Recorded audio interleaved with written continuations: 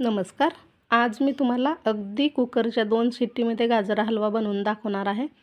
झटपट होतो, शिवाय चवदारसुद्धा होतो आणि कमी वेळामध्ये.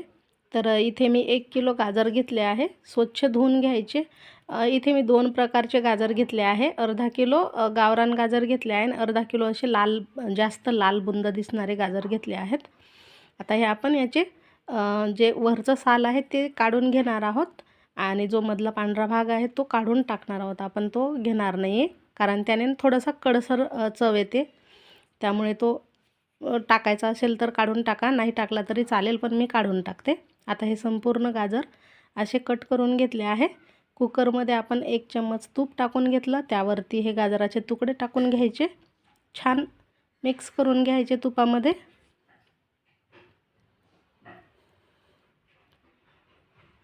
गाजर छान मिक्स झाले की मग यामध्ये आपण कोमट दूध टाकणार आहोत.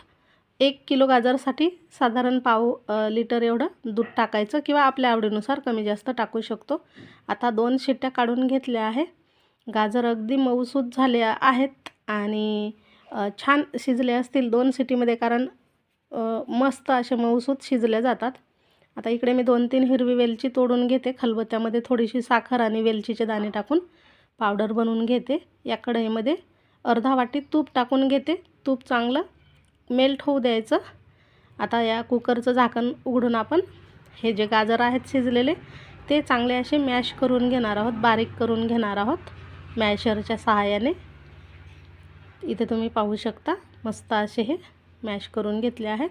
आता तूप गरम झालं आहे, यामध्ये मी काजूचे काप टाकले. थोडेसे परतून घ्यायचे आणि त्यावरती हे शिजलेलं गाजर टाकायचं आहे. एकजीव करून घ्यायचं, 1-2 मिनटं शिजवून घ्यायचं आणि नंतर मग आपल्या आवडीनुसार साखर टाकायची आहे. इथे तुम्ही साखरऐवजी गुळाचा देखील वापर करू शकता.